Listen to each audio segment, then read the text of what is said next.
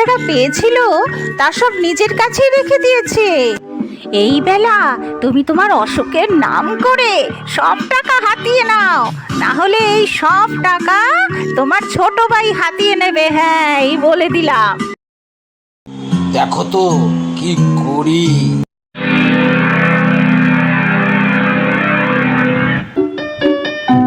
কিছু বলবি বাবা ধীরাজ?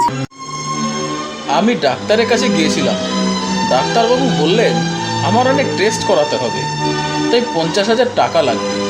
তোমার চেক বইটা দাও। হ্যাঁ, দিচ্ছি।